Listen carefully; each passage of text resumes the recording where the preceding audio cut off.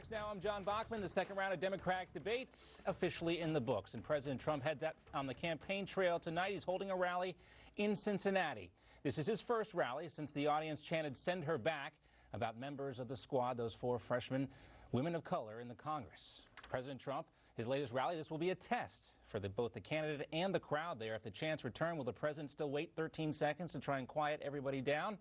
Or will he quiet them down immediately? Joining us now, tonight's political panel, constitutional law attorney and Trump 2020 Advisory Board member, Jenna Rives, also the editor-in-chief of the Daily Centrist and host of the Rick Unger Show, the man himself, Rick Unger, here with us as well. All right, Rick, Ohio is your home state. Do you think we'll hear the crowd chanting "Send her back" again tonight?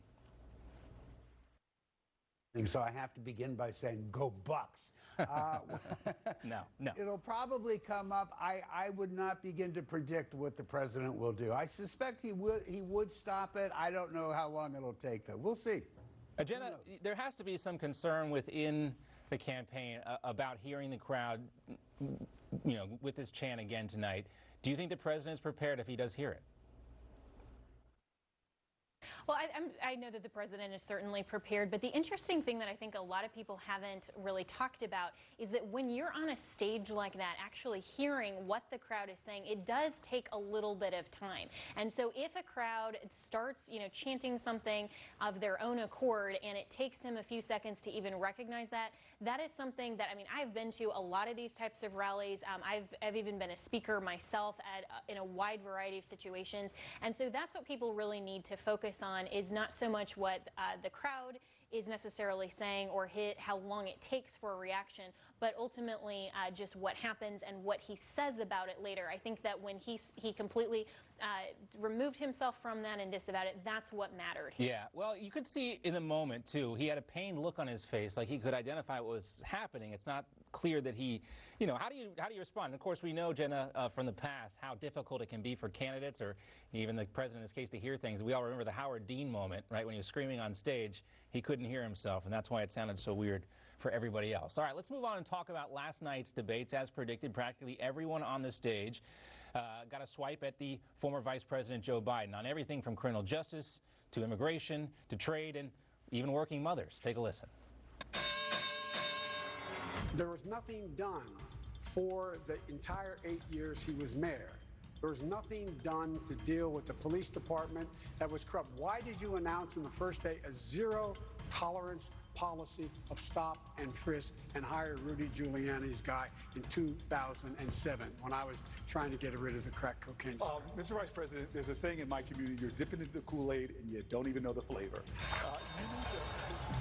Yeah, and I would just want to ask this question of all the candidates, but particularly of Vice President Biden. The President Trump is trying to sell NAFTA 2.0. He's got a new name for it. It's just as dangerous as the old NAFTA. It's going to take away American jobs like the old NAFTA, like it did to Michigan. And we cannot have Democrats be party to a new NAFTA. If you cross the border illegally, you should be able to be sent back. It's a crime. It's a crime, and it's not one that, in fact... Thank you, Mr. Vice President. Secretary Castro, please. First of all, Mr. Vice President, it looks like one of us has learned the lessons of the past and one of us hasn't. When Vice President Biden was in the United States Senate working with segregationists to oppose busing, which was the vehicle by which we would integrate America's public schools, had I been in the United States Senate at that time, I would have been completely on the other side of the aisle. And let's be clear about this. Had those segregationists their way, I would not be a member of the United States Senate. Mr. Vice President, you didn't answer my question. What did you mean when you said when a woman works outside the home, it's resulting in, quote, the deterioration of family? No, and that we are avoiding, these are quotes. It was the title of the op-ed. And yet somehow, like his hairline, Joe Biden just came back last night. Rick, how do you think Biden did compare to the first round of debates? Well, better than the first round of the debates. I didn't think he was great. It was such a lousy format. I thought the whole debate was not very good for the Democrats. It's almost as if they forgot they were Democrats. But he did better. He probably did well enough to hold his position in the polls. I don't think he'll gain much from it, but he won't lose either. And right now, that's probably good enough for him. Yeah, it looks like, you know, he's going to get quite a pass, Jenna, on these debates. Last time his poll numbers took a little dip, but they came back. You know, the difference, I think, between Joe Biden standing on stage as the frontrunner versus Hillary Clinton, he can kind of laugh at himself and take a joke. He looks like he's actually having fun. Hillary Clinton never looked like she was having fun.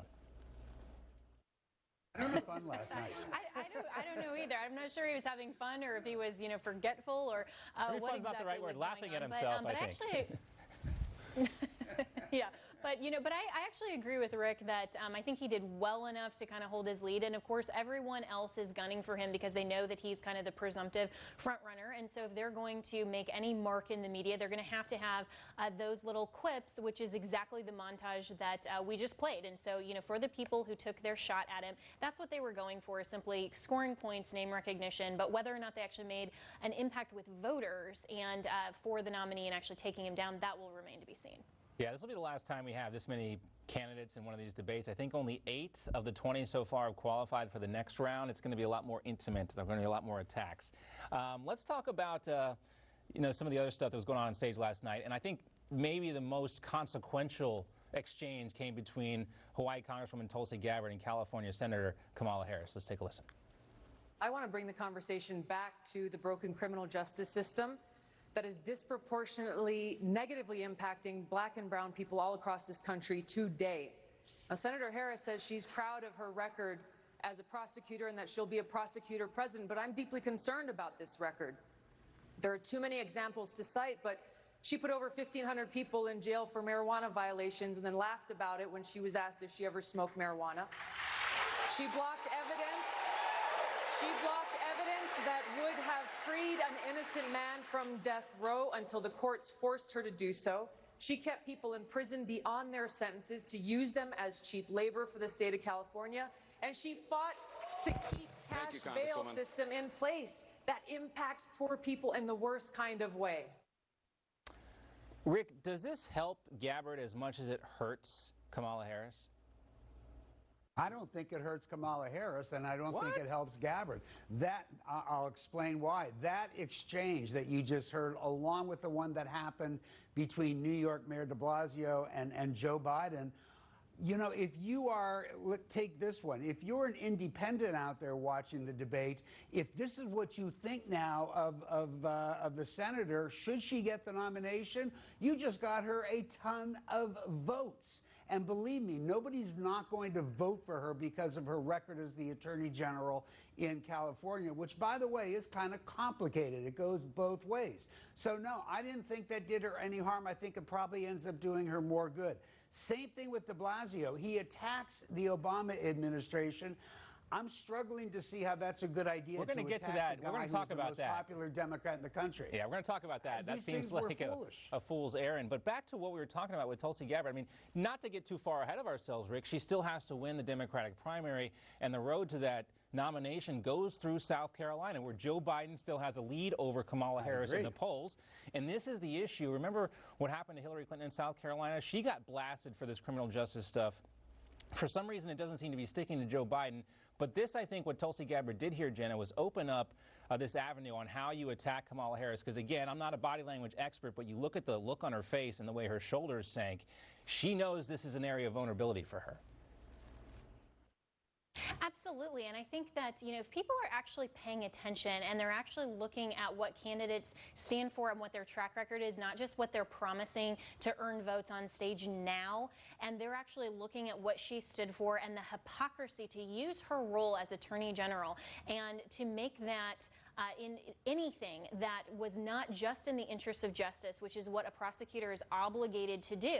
If her track record is so bad and yet she is standing on stage saying that she is for criminal justice reform, that is hypocritical. And it's not just about scoring points. It's not just to say, oh, Tulsi got her there, you know, like this is some kind of WWE match. This is actually looking into, can we trust these people to do what they're saying? And when they have the position of enormous power in the United States under Article 2 as president. Can we trust what they're going to do? And I think that her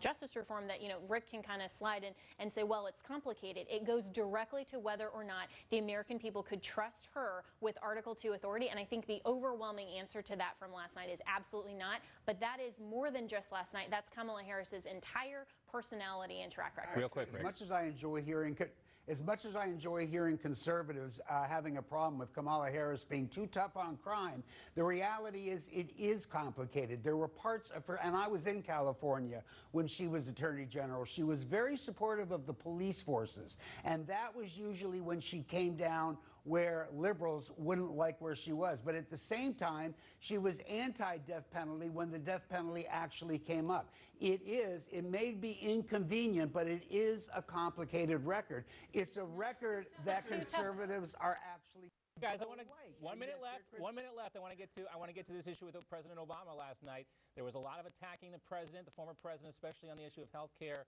Is Obama now too conservative for this new Democratic Party? Here is Rahm Emanuel on The Late Show with Stephen Colbert last night. Here's what I don't get, and I love my party, but 9 months ago, we made this the central issue that allowed us to take back the House, and 9 months later, everybody's got amnesia. But I don't get this. I don't know what the Democrats are doing. Rick, I don't get it either. I don't get it either. It's unbelievable. The man has 97% approval rating with Democrats. He is the most popular Democrat in the country, but they were so desperate to get at Joe Biden that they said, well, the only way we can get to him was by going after the Obama administration. What Rahm Emanuel said was absolutely factually on the nose. I think what they're doing is remarkably stupid. Jenna, I'm sure you probably agree. Actually agree with. I'll bet you would. I would, of course, and I appreciate Rick's honesty for that. But, but this just goes to the Democrats having such a complete identity crisis. And they want to hate on President Trump so much, and they even will hate on their own representative that, again, has a 97% approval rating so much just for self-interested politics, just to win the nomination. Again, this is something that I think is absolutely stupid. They acted like they were immature high school students who didn't even know how to debate last night. Are you talking about the moderators? Oh, guys, we got to call a timeout. We got to call a timeout and go to commercial break. Jenna and Rick are coming back.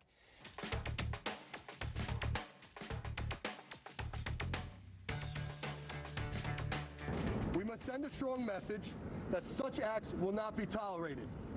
We must end this cruel and infectious behavior before it escalates to a life-threatening attack. We will not wait until these attacks spread like wildfire against the law enforcement community. And welcome back. That was New York State Assemblyman Mike LaPetrie announcing new legislation that would make dousing police officers with water a felony. Under the bill, throwing or spraying water or any other substance on an on-duty NYPD officer would carry a 1 to 4 year prison term. The announcement comes after new video showed a man in Queens spraying down 2 traffic cops. He was arrested today and charged with obstructing governmental administration and harassment. Seems kind of light. Last week, the 3 men you see here in these videos were arrested in connection with dousing of 2 officers in Brooklyn. Here's more from Assemblyman Mike LaPetrie on the steps of New York City Hall today. There are some that may call this penalty harsh. But if you ask us, the only thing that's harsh is the blatant pattern of disrespect towards police that has been cultivated and encouraged by radical left-wing politicians who have forgotten the very purpose of elected office they hold is to promote change for the better. All right, let's welcome back our panel, Rick Unger and Jenna Ellis. Jenna, what are your thoughts on this new bill proposed by these New York State lawmakers? Do we really need a separate law to make disrespecting police officers a felony?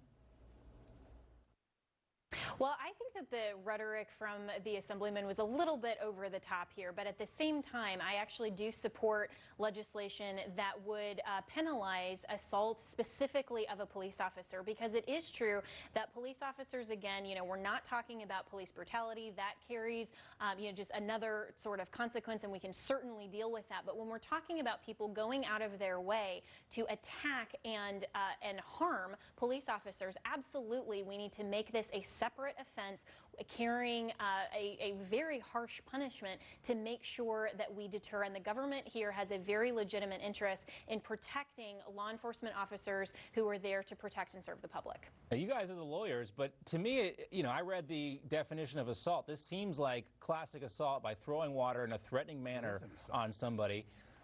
What am I missing here, Rick? No, it's an assault. You're absolutely right. I mean, Jenna and I are very much on the same page on this, starting with the fact that that representative is an idiot. He was doing just fine. He has my support, and then he feels the need to veer into left-wing politics. This isn't about left-wing politics or right-wing politics. This is about when you're throwing water on a police officer, you're distracting that police officer, and something very bad could happen, which is why I'm okay with them making this a felony, as opposed to where I might normally say it should be a misdemeanor. I'm completely okay with this. And I agree with everything that Rick just said, and I think that's a very fair assessment. Yeah, you would think that it wouldn't take something like this, all this stuff getting caught on video, to make this, a crime more aggravated than it is. What do you guys think about, you guys are both in New York now, there's been a lot of tension between the police and New York City Mayor Bill de Blasio. Do you think this is going to simmer down anytime soon before de Blasio leaves, Rick? No. No, for some reason, Bill de Blasio brings the worst out of the police department, but then he brings the worst out of a lot of us here in New York anyhow. You won't find a whole lot of New Yorkers who are huge fans. No, it's not going to settle down. Yeah, the cops are calling on de Blasio for burning bridges between law enforcement and the community. I don't know anybody who supports Bill de Blasio. It's kind of like the former governor of Puerto Rico. They reelected him. I know, but I'd like to get him on the phone now, see if he could name anybody that supports him, like the mayor or governor of Puerto Rico.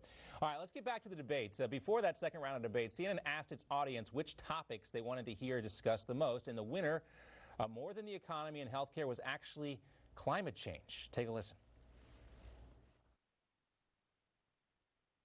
The last 4 years have been the 4 warmest years in recorded history. This is going to be a tough truth, but we are too late. We are 10 years too late. We need to do everything we can to start moving the climate in the direction, but we also need to start moving our people to higher ground. Would there be any place for fossil fuels, including coal and fracking, in a Biden administration? No, we would work it out. We would make sure it's eliminated and no more subsidies for either one of those, any fossil fuel. We cannot work it out. We cannot work this out. The time is up. Our house is on fire.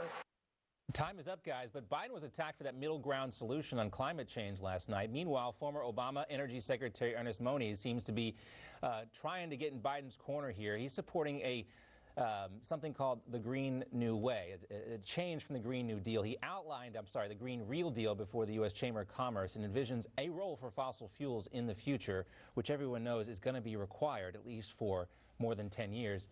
Rick, is there a way that Democrats can actually win on this issue of climate change? It's hard to say. I got to tell you, John, I looked at the list you just put up. I would love to know how that question was asked, because it's going to be very hard to convince me that if you ask Democrats what their issues are, none of them said my paycheck. I just don't believe that. I think the question might have been, what are the social issues? And that's all that we heard in the debate, which led me to conclude that Democrats don't seem to know how to be Democrats anymore. These social issues are very important, but the Democrats don't win unless they take those Midwestern states. And I know what they're thinking about. Yeah, they got jobs again, which is great, but they don't like how they're being paid in those jobs, and nobody said a word about that. Yeah, well, that's what Democrats are supposed to be concerned wonder, with. Jenna, if President Trump tonight in Cincinnati is going to bring up the fact that Joe Biden last night said he wants to eliminate fossil fuels from the economy. That's part of the Green New Deal. That's pretty far left even for Joe Biden. Not probably the message that's going to sell very well in Ohio. Yeah, Joe Biden is in a very difficult position here because he has his entire party. I mean, I agree with Rick that they don't even know what their own party stands for anymore, and no one is coming together cohesively to even be moderate. And so Joe Biden is having to say, okay, I have to pander to this far progressive left, but I also have to be at least a little more moderate, because he knows that everyone on that stage had policies that were just, that would cost the American public, the taxpayers, so much. John Stossel did a really great article for Reason that actually went through every single measure that the Democratic candidates would propose, and it was in the trillions, hundreds of trillions of dollars. And the government is not a revenue-generating institution. That is going to come from you and me. It's not going to resonate with voters. And so Joe Biden is in a very precarious position here, and I hope that the president does address that tonight. I mean, the White House, guys, hold on one second. The White House has, has addressed climate change, believe it or not, in their infrastructure plan. There's about $100 billion in there on how to deal with infrastructure in terms of climate change. So this is an issue that some in the Republican Party are actually talking about. And it's like Ernest Moniz was almost trying to throw a lifeline to Joe Biden because his plan actually might play. It has some common sense stuff in there. We got to go to a commercial break again. Always hate to cut off Rick and Jenna, but they're coming back. We got more with them later in the show. Up next, Brent Bozell of the Media Research Center will be with us. We'll talk more about his book, Unmasked, about how big tech and big media are censoring politics and what effect it could have on the election. Stay with us.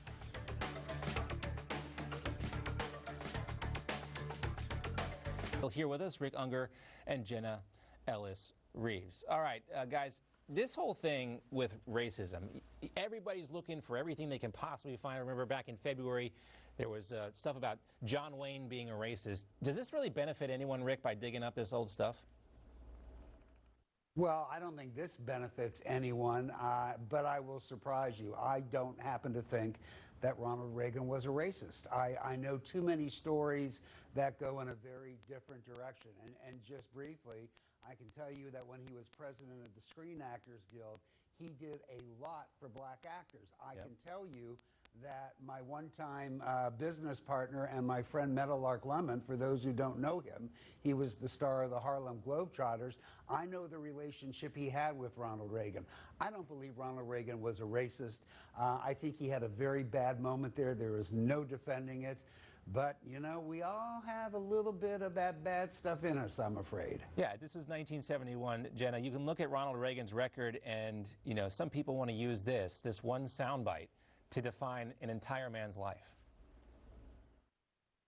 Yeah, and that's really unfortunate. And of course, I mean, I agree with Rick that it's absolutely indefensible. And there are things that, many of us have said in the heat of the moment that we regret. And you can't define a person's entire character and legacy based on one moment. And I think that, Ronald would be, if he were still alive today and knew that this was coming to light, would probably apologize and would be horrified by it. I mean, I think that he was certainly a man of character and a very respectful person who absolutely, as Rick said, did a lot for the African-American community and certainly was not a racist. And I think that it's really problematic here, John, that when people are using this out in the media, we're not talking about, let's learn from these experiences and let's make this a positive thing that will bring everyone together. They're looking at just trying to say, and he was a Republican, and let's take him down now. And it's a dangerous game that Democrats, if they want to go down that road, it's a dangerous game because there are those tapes of Richard B. Russell, the senator, talking with Lyndon Johnson on the phone. He is an avowed segregationist and racist. This is not going to go well for Democrats if they want to dig up these old tapes of people saying stuff back in the 60s and 70s.